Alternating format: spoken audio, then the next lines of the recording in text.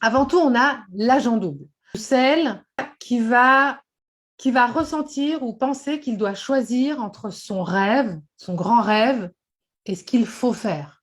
Ça vous parle, ça? Vous voyez de quoi je veux parler? Cette idée de, bah, moi, j'aimerais bien être une grande star de la chanson, mais je suis une maman, j'ai 4 enfants, il faut que j'ai un travail alimentaire. Et d'avoir cette idée, on le verra demain, un peu préconçue, ce conditionnement à je dois, il faut, il y a qu'à. Vous voyez ce côté un peu rigide.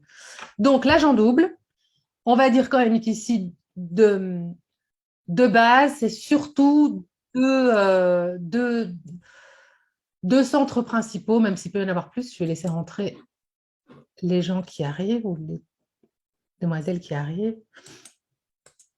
Donc, l'agent double, il va se poser quelles questions? Plus exactement, pour savoir si vous êtes un agent double, vous pouvez vous demander si vous avez abandonné un rêve parce qu'il était irréaliste, pour vous ou pour votre entourage. Parce que tant qu'on est conditionné, il n'est pas rare que les peurs de notre entourage deviennent nos peurs. D'accord? Que la vision de la vie de notre entourage, et là je parle bien souvent d'un entourage proche, les parents, les enfants ou les conjoints, conjointes, s'ils ont des peurs si eux pensent que c'est dangereux de suivre son rêve, comme on est en proximité avec eux, qu'on vit avec eux, et on le verra demain, il n'y a pas que dans le mental, il y a aussi une question d'aura, de centre ouvert, fermé, etc. On peut être amené à penser comme eux. Donc, quand je vous dis les questions que vous pouvez vous poser, c'est bien sûr des questions que vous vous posez, mais ça peut être intéressant pour vous d'ici demain de vous demander, OK, cette question, je me la pose, mais est-ce que c'est ma question ou est-ce que finalement, ça me vient de l'extérieur?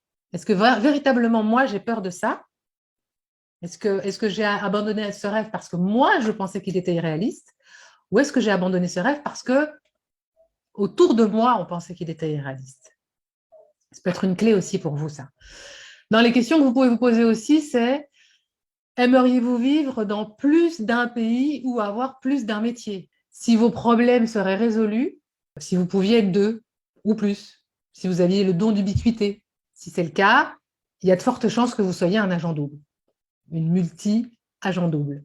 Parce que c'est véritablement ce sous-type-là qui a le rêve, le fantasme, l'envie d'être plusieurs personnes, en tout cas au moins 2 personnes en même temps. Une qui va faire ce qu'il faut, ce fameux job alimentaire, ce il faut, ce je dois, ce yaka, et puis une autre qui va aller vivre son rêve. En réalité, les agents doubles, ils ont cette spécificité-là parmi les multis de ne pas forcément avoir besoin de changer régulièrement d'activité, comme on pourrait se faire l'idée d'une multi. Ici, c'est vraiment une espèce de besoin de dédoublement, d'être deux, pour pouvoir faire ce qu'on veut et ce qui est bien. C'est aussi une forme de multi. Si vous êtes véritablement cet agent double, il y a aussi de grandes chances que vous soyez de celles qui pensent que la situation est désespérée, c'est-à-dire que vous ne pourrez jamais avoir les deux. Et bien souvent, évidemment, vous allez choisir la raison plutôt que le cœur.